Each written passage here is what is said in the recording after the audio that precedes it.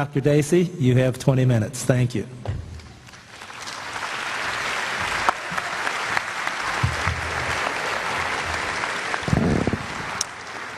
Thank you, and thanks very much to the Campus Crusade for Christ here at Purdue and the Wabash College Free Thought Society for making all this possible. It's always nice to return to the Midwest, where I was born and raised. The last time I was back in Minnesota was a few years ago for my 10-year high school class reunion, and my classmates couldn't believe that I was still in school, getting my degree in philosophy of all things. They kept asking me, what are you going to do with that? To which I used to reply, think deep thoughts about unemployment. But I don't know whether they'd be relieved or horrified to see that I've found something to do with my philosophy here tonight. Like many of those I grew up with as a young teenager, I was a born-again Christian, and although I no longer have that faith, the questions of God and meaning and morality have always remained close to my heart, and if there's one thing that Dr. Craig and I can agree on, I'm sure it's on the importance of a reasoned public discussion of these questions. I'm really honored to share the stage with him, and thrilled that you all could be here tonight.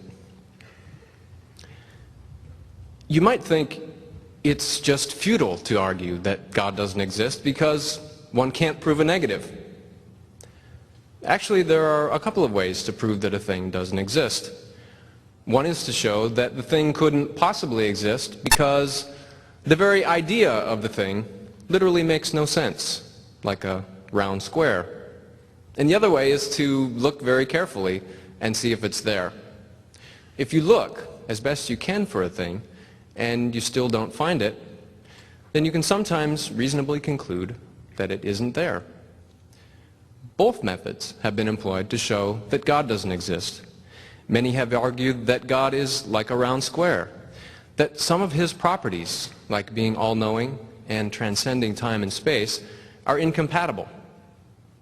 Because our time together is limited tonight, I will not defend any of these conceptual or incompatible property arguments against theism. Instead, I'll use the look and see method. I will defend an evidence-based case against theism. I'll argue that in light of the evidence, atheism is more reasonable to believe than theism. In particular, there is insufficient evidence for theism and overwhelming evidence for atheism. Now, I'm not suggesting that we can literally look and see whether God is there. What I have in mind can be seen in the following kind of example. Imagine that it's your birthday and your roommate has promised to bake you a birthday cake while you're away at class. So you arrive home expecting to find your roommate among mixing bowls and eggshells and a sweet smell in the air. But suppose you find none of this. Suppose what you do find is an unopened box of cake mix on the table and a dozen eggs in the refrigerator. That is, you fail to find a number of things that you would expect to find had the cake been baked, and you find a number of things that you would not expect to find had the cake been baked. Well, even before looking in the oven, you could reasonably conclude, on the basis of this evidence, that your cake isn't there. And in a similar way, we can reasonably conclude that God isn't there. We do this by considering what things would be likely to find if theism were true, and what things we would be unlikely to find. I'll focus on 5 varieties of evidence, although there are others. First, the hiddenness of God. Second, the success of science. Third, the connection between minds and brains. Fourth, evolution. And finally, the abundance of pointless suffering.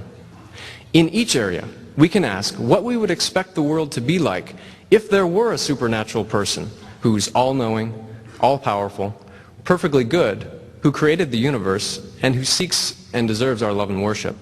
And in each area, we find that the world turns out not to be like that. First, the hiddenness of God. Let's begin by thinking a bit about why we're here. We're here for a serious discussion of whether God exists. But is this really a question about which there can be reasonable debate? After all, according to the book of Psalms, the fool hath said in his heart that there is no God. Well, if that's right, and you think that all atheists are fools, well, wait a second, don't answer that. Then there's no point in debating one, right? The fact that we are here suggests that there is such a thing as reasonable unbelief. But herein lies the first kind of evidence against theism. If this world were the creation of a supreme being who seeks a loving relationship with us, we would expect him to ensure that everyone believes in him, or at least everyone who's capable of reciprocating this love relationship. One would expect him to provide evidence that is sufficient to convince all such people. In fact, what we find is that there is no evidence that is persuasive to all reasonable people.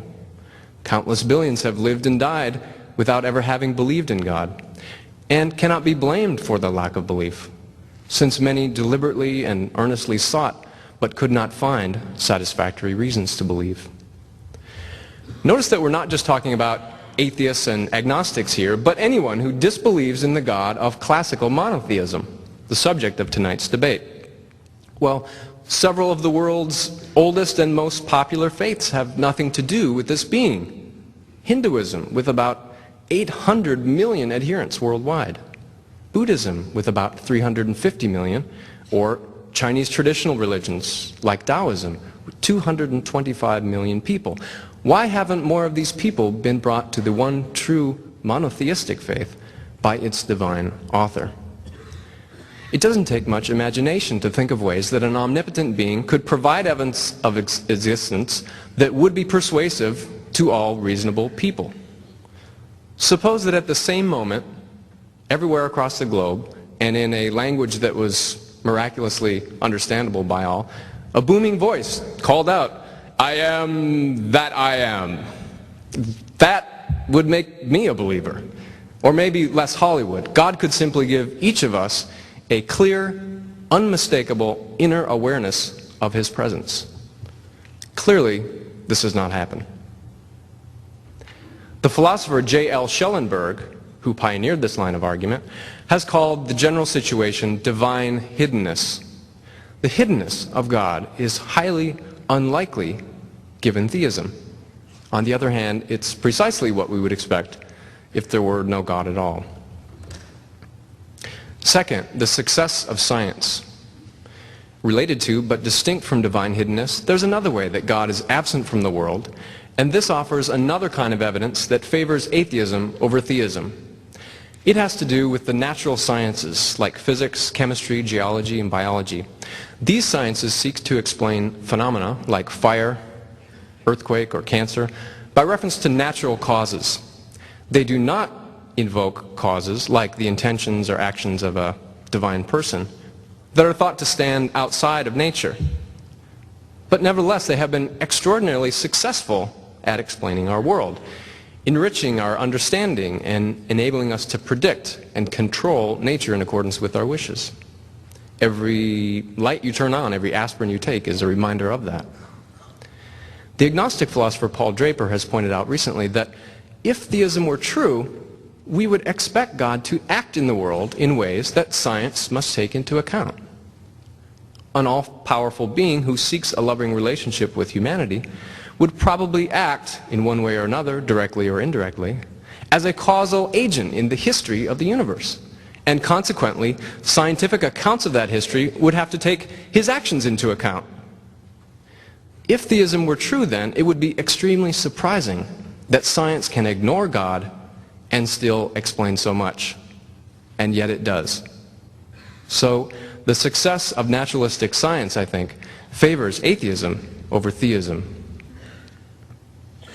Next, the connection between minds and brains.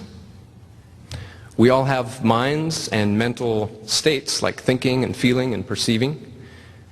It was once widely believed that the mind must be grounded in a special immaterial substance or soul. This philosophy of mind is now known as mind-body dualism. The dualist picture of a person as a mixture between an undying spirit inside a corruptible mortal coil fits comfortably with many, though certainly not all, great religious traditions. However, the vast majority of philosophers and neuroscientists now reject dualism, and for two main reasons. First, it's not at all clear how an immaterial soul could cause changes in the physical body. Think about it. Souls are thought of as purely non-physical. They can't be weighed, split in half, heated or cooled, they lack mass, electric charge, and so on. But then how could they possibly have a cause and effect relationship with bodies which are said to have these and only these physical properties? Second, there are many highly specific correlations between mental phenomena and brain activity that we would not expect if dualism were true. For example, particular cognitive abilities such as language use and spatial reasoning are localized in particular areas of the brain. Brain injuries cause very distinctive changes to perception, cognition, even personality. Some mental diseases, like schizophrenia, have been shown to have a genetic component.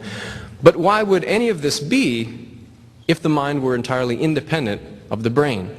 It appears then that mind-body dualism is false with respect to us. Yet dualism is more likely given theism than given atheism. This is because theism is already committed to the existence of at least one immaterial mind, namely God, conceived of as a disembodied consciousness. Furthermore, according to the religious notion that we are made in the image of God, humans have an essential commonality with the divine in virtue of our everlasting souls. Atheism, by contrast, makes none of these commitments and so gives us no expectation at all that people have souls. The discovery that we have none, then, supports atheism over theism.